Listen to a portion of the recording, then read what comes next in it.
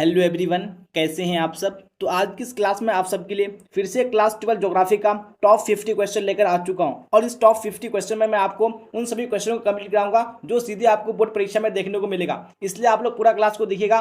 Class अच्छी लगे तो आपको लाइक कर देना, अपने दोस्तों में आपको शेयर कर देना है। और वैसे मैं जितनी भी क्लासेस लेके आ रहा हूँ, आपको एक भी क्लास को स्किप मत करना, आपको सारे क्लास को करना जरूरी है। जी हाँ, क्योंकि मैं जितनी भी क्लासेस आपको करा रहा हूँ यहीं से आपको एग्जाम में क्वेश्चन आएगा, इससे बाहर बिल्कुल भी नहीं आएगा। इसलिए आप लोग को निश्चित होकर क्लास को करना है और क्लास का बेनिफिट उठाना है। तो बिना टाइम को वेस्ट किए हम लोग क्वेश्चन की ओर चलेंगे। और इससे पहले अगर आपने चैनल को सब्सक्राइब नहीं किया है तो आपको सब्सक्राइब जरूर से कर लेना है, क्योंकि आप सब्सक्राइब करेंगे तभी आप लोग क्लास का बेनिफिट उठा सकेंगे। तो बिना टाइम को वेस्ट किए हम लोग क्वेश्चन की ओर चलेंगे। अगर आपको आंसर पता होगा तो साथ साथ में कमेंट बॉक्स में आंसर देते चलना है। जी हाँ, तो यहाँ पे फर्स्ट क्वेश्चन की ओर आ चुके हैं। अगर आपको राइट आंसर पता है तो कमेंट बॉक्स में आपको टाइप जरूर से कर देना है। फिलहाल फर्स्ट क्वेश्चन को देखिए क्या बोला जा रहा है। अधिवास की लघुत्तम इकाई है, तो अधिवास की लघुत्तम इकाई क्या है, यानी अधिवास की लघुत्तम इकाई को क्या कहते हैं। तो यहाँ पे वन में ऑप्शन नंबर बी करेक्ट हो जाएगा, यानी पल्ली। चलिए पढ़ेंगे हम लोग नेक्स्ट क्वेश्चन, क्वेश्चन नंबर 2 की ओर।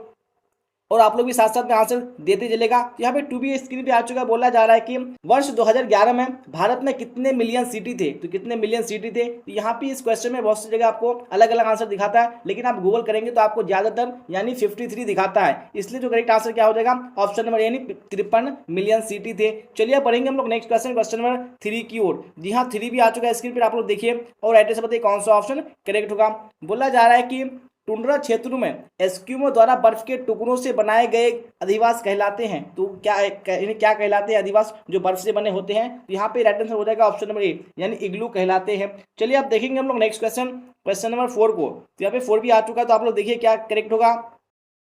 नदियों के डेल्टाई भाग में कौन सा प्रतिरूप पाया जाता है, यानी नदियों के डेल्टाई भाग में किस प्रतिरूप का आवास होता है। तो 4 में करेक्ट आंसर हो जाएगा ऑप्शन नंबर डी, यानी पंखा। चलिए अब देखेंगे हम लोग नेक्स्ट क्वेश्चन, क्वेश्चन नंबर 5 को। जी हाँ, 5 भी आ चुका है स्क्रीन पर। बोला जा रहा है कि फार्म स्टेट बस्तियां प्रमुख रूप से मिलती है, तो कहां पर मिलती है फार्म स्टेट बस्तियां प्रमुख रूप से। 5 में करेक्ट आंसर हो जाएगा ऑप्शन नंबर सी, यानी कनाडा में। चलिए अब देखेंगे हम लोग नेक्स्ट क्वेश्चन, क्वेश्चन नंबर 6 को। जी हाँ, 6 भी आ चुका है स्क्रीन पर। बोला जा रहा है कि भिलाई नगर किस वर्ग का है, तो भिलाई नगर कौन से वर्ग का है। यहाँ पे 6 में राइट आंसर हो जाएगा ऑप्शन नंबर सी, यानी औद्योगिक है।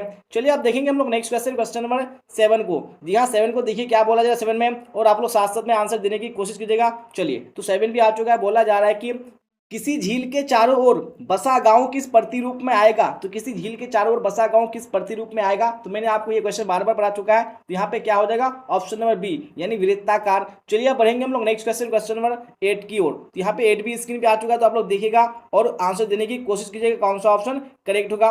यहाँ पे बोला जा रहा है कि वर्ष 2010 से 11 में निम्नलिखित में कौन भारत का सबसे बड़ा व्यापारिक भागीदार था। तो इनमें से कौन सा सबसे बड़ा व्यापारिक भागीदार था। आपको एग्जाम में बार बार क्वेश्चन पूछा जा चुका है, तो आपको इसका आंसर पता होना चाहिए। यहाँ पे ऑप्शन नंबर बी, यानी संयुक्त राज्य अमेरिका राइट हो जाएगा। चलिए आप देखेंगे हम लोग नेक्स्ट क्वेश्चन, क्वेश्चन नंबर 9 को। जी हाँ, तो यहाँ पे 9 को देखिए क्या बोला जा रहा है और करेक्ट आंसर देने की आप लोग कोशिश कीजिए। यहाँ पे क्वेश्चन आ चुका है। बोला जा रहा है कि भारत का अधिकांश विदेशी व्यापार वहन होता है, तो किस चीज से अधिकांश विदेशी व्यापार वहन होता है भारत में। तो यहाँ पे जो 9 का राइट आंसर हो जाएगा ऑप्शन नंबर सी, यानी समुद्र और वायु द्वारा। चलिए अब बढ़ेंगे हम लोग नेक्स्ट क्वेश्चन, क्वेश्चन नंबर 10 की ओर। तो यहाँ पे 10 भी आ चुका है, तो आप लोग फटाफट से देखिए और राइट आंसर देने की आप लोग कोशिश कीजिए।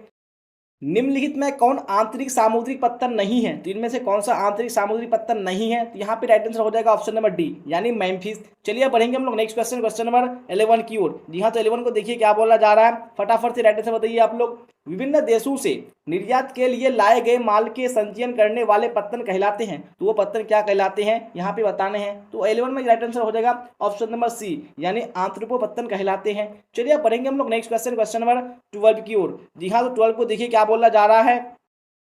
कोची वो कारवाड़ है, तो कोची वो कारवाड़ क्या है यहाँ पे आपको बताने हैं। तो यहाँ पे जो 12 में करेक्ट आंसर हो जाएगा ऑप्शन नंबर बी, यानी नौसैनिक पत्तन है। चलिए अब देखेंगे हम लोग नेक्स्ट क्वेश्चन, क्वेश्चन नंबर 13 को। जी हाँ, 13 को देखिए क्या बोला जा रहा है, फिर आंसर देने की आप लोग कोशिश कीजिए। बोला जा रहा है कि भारत किस व्यापारिक समूह का सह सदस्य है, तो कौन से व्यापारिक समूह का सह सदस्य है भारत। तो 13 में राइट आंसर हो जाएगा ऑप्शन नंबर सी, यानी सार्क का।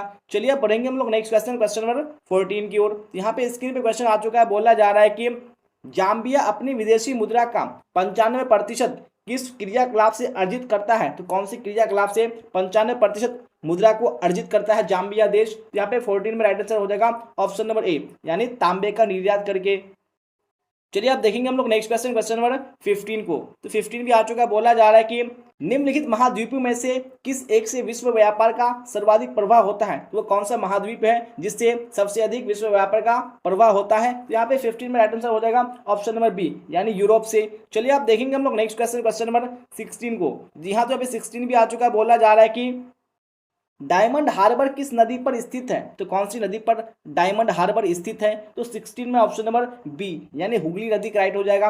चलिए आप देखेंगे हम लोग नेक्स्ट क्वेश्चन, क्वेश्चन नंबर 17 को। यहाँ पे 17 भी आ चुका, देखिएगा आप लोग और कोशिश कीजिएगा कि सही आंसर दें। यहाँ पे बोला जा रहा है कि विरत ट्रंक मार्ग संबंधित है। तो विरत ट्रंक मार्ग किससे संबंधित है? तो 17 में ऑप्शन नंबर बी, यानी उत्तरी अटलांटिक महासागर से राइट हो जाएगा। चलिए पढ़ेंगे हम लोग नेक्स्ट क्वेश्चन, क्वेश्चन नंबर 18 की ओर। यहाँ पे आ चुका है स्क्रीन पे क्वेश्चन। बोला जा रहा है कि उत्तरी अटलांटिक मार्ग जोड़ता है। तो उत्तरी अटलांटिक मार्ग किसको किससे जोड़ता है? तो मैंने आप सबको पढ़ा चुका है कि ये उत्तरी अमेरिका को यूरोप से जोड़ता है, इसलिए ऑप्शन नंबर ए बिल्कुल राइट हो जाएगा। चलिए पढ़ेंगे हम लोग नेक्स्ट क्वेश्चन, क्वेश्चन नंबर 19 की ओर। यहाँ पे आ चुका है स्क्रीन पे क्वेश्चन। बोला जा रहा है कि ट्रांस साइबेरियन रेल मार्ग किस देश में स्थित है? तो कौन से देश में ट्रांस साइबेरियन रेल मार्ग स्थित है? तो 19 का राइट आंसर हो जाएगा ऑप्शन नंबर सी, यानी रूस में। चलिए आप देखेंगे हम लोग नेक्स्ट क्वेश्चन, क्वेश्चन नंबर 20 को। यहाँ पे 20 आ चुका है। बोला जा रहा है कि विश्व के किस देश में सड़कों की लंबाई सर्वाधिक है? यानी वो कौन सा देश है जहां पर सड़कों की लंबाई सबसे अधिक है?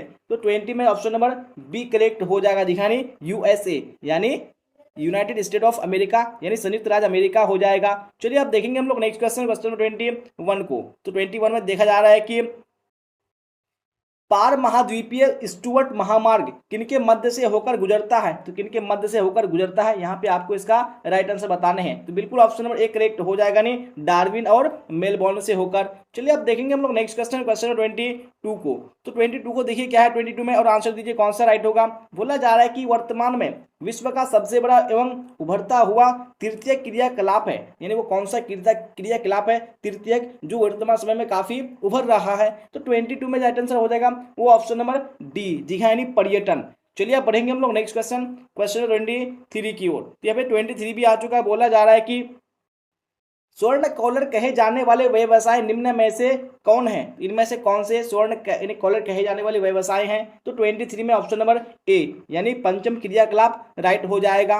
चलिए आप देखेंगे हम लोग नेक्स्ट क्वेश्चन, क्वेश्चन नंबर 24 को। जी हाँ, 24 को भी देख लीजिए क्या बोला जाए 24 में, और आंसर दीजिए आप लोग। बोला जा रहा है कि किस महादेश में सबसे अधिक संख्या में अंतर्राष्ट्रीय पर्यटक आते हैं? वो कौन सा महादेश है जहां पर सबसे अधिक अंतर्राष्ट्रीय पर्यटक आते हैं? तो 24 में करेक्ट आंसर हो जाएगा ऑप्शन नंबर ए, यानी यूरोप महाद्वीप में। चलिए आप देखेंगे हम लोग नेक्स्ट क्वेश्चन, क्वेश्चन नंबर 25 को। जी हाँ, तो 5 भी आ चुका है। बोला जा रहा है कि निम्नलिखित में से कौन सा एक पंचम क्रियाकलाप है? यानी कौन सा एक पंचम क्रियाकलाप है? आप सबको इसका राइट आंसर बताने हैं। तो 25 का जो करेक्ट आंसर हो जाएगा ऑप्शन नंबर सी, यानी बाह्य स्रोतन, यानी आउटसोर्सिंग। ये क्या है? पंचम क्रियाकलाप है।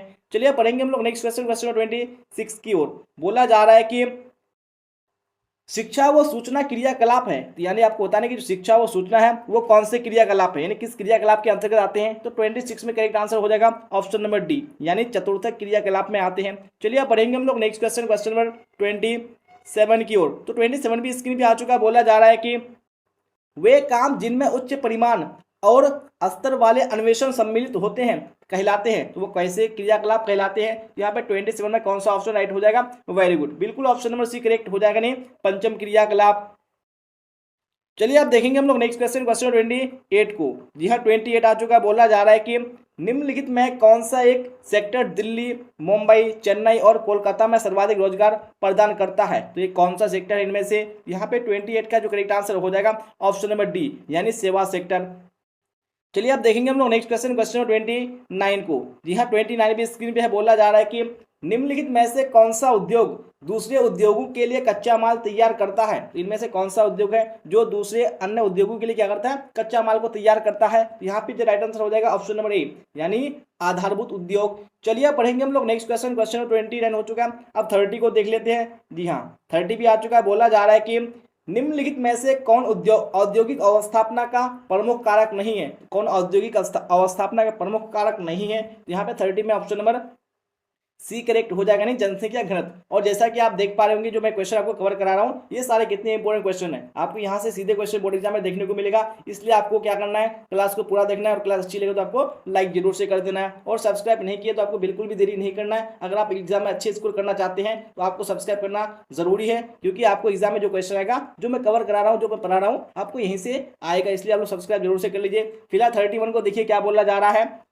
निम्नलिखित में से कौन एक स्वच्छंद उद्योग है, इनमें से कौन सा उद्योग एक स्वच्छंद उद्योग है। तो 31 में कौन सा राइट आंसर हो जाएगा, बिल्कुल यहाँ पे ऑप्शन नंबर ए यानी इलेक्ट्रॉनिक बिल्कुल करेक्ट हो जाएगा। चलिए अब देखेंगे नेक्स्ट क्वेश्चन, क्वेश्चन 32 को बोला जा रहा है कि जंग का कटोरा निम्नलिखित में से संयुक्त राज्य अमेरिका के किस एक को कहा जाता है, कौन सा एक शहर है अमेरिका का जिसको जंग का कटोरा कहा जाता है। तो यहाँ पे 32 में राइट आंसर हो जाएगा ऑप्शन नंबर बी, जी हाँ, यानी क्या हो जाएगा पीट्सबर्ग क्षेत्र। चलिए अब पढ़ेंगे हम लोग नेक्स्ट क्वेश्चन, क्वेश्चन नंबर 33 की ओर। 33 भी आ चुका है, क्या बोला जा रहा है, पेट्रोकेमिकल उद्योग में अग्रणी देश का नाम है, इनमें से कौन सा देश है जो पेट्रोकेमिकल उद्योग में सबसे आगे है। तो 33 में जो करेक्ट आंसर हो जाएगा ऑप्शन नंबर बी यानी अमेरिका। चलिए अब पढ़ेंगे हम लोग नेक्स्ट क्वेश्चन, क्वेश्चन नंबर 34 की ओर। तो 34 भी आ चुका है, बोला जा रहा है कि चीन में सूती वस्त्र उद्योग का सबसे बड़ा केंद्र है। तो चीन में सूती वस्त्र का सबसे बड़ा उद्योग का सबसे बड़ा केंद्र कहाँ है, यहाँ पे आपको बताना है।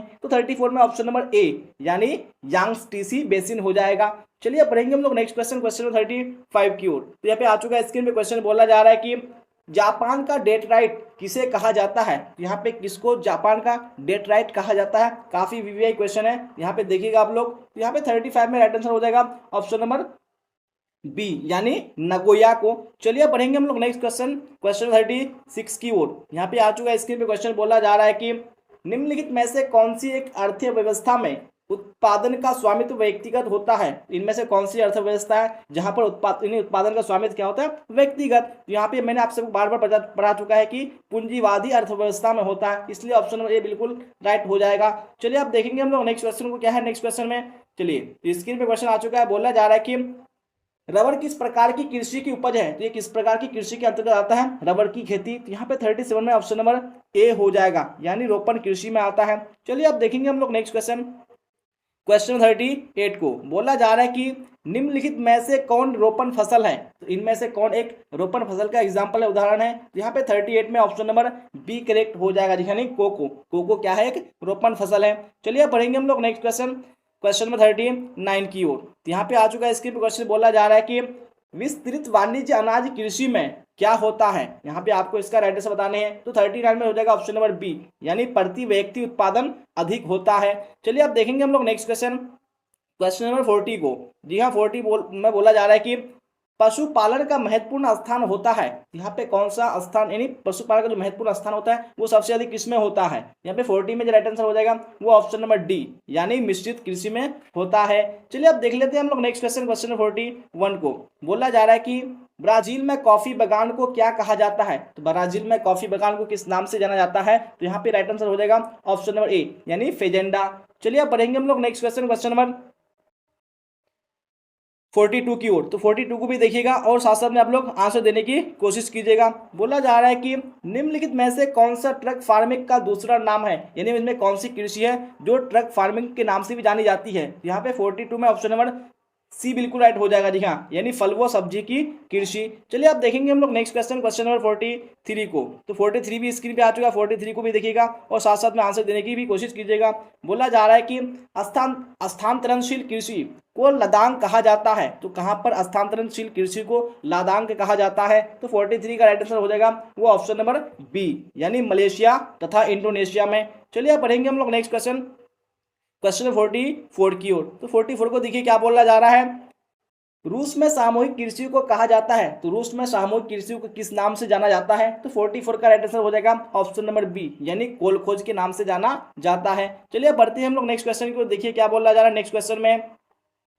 निम्न में से किस प्रकार की कृषि में अंगूर की कृषि की जाती है। तो किस प्रकार की कृषि है जिसमें अंगूर की कृषि की जाती है। यहाँ पे मैं बता दूं कि जो कृषि है ये भूमध्य सागरीय कृषि है जिसमें खट्टे रसदार फलों की कृषि की जाती है, जो कि अंगूर खट्टे रसदार फल में आता है, इसलिए ऑप्शन नंबर डी बिल्कुल राइट हो जाएगा। चलिए अब देखेंगे हम लोग नेक्स्ट क्वेश्चन, क्वेश्चन 46 को। तो 46 में आ चुका है, इसके में बोला जा रहा है कि निम्न कृषि के प्रकारों में से कौन सा प्रकार कर्तन दहन कृषि का प्रकार है? तो इनमें से कौन सा प्रकार कर्तन दहन कृषि का प्रकार है? तो 46 में राइट आंसर हो जाएगा ऑप्शन नंबर बी, यानी आदिकालीन निर्वाहक कृषि। चलिए पढ़ेंगे हम लोग नेक्स्ट क्वेश्चन, क्वेश्चन 47 की ओर। जी हाँ, तो 47 को देखिए क्या बोला जा रहा है।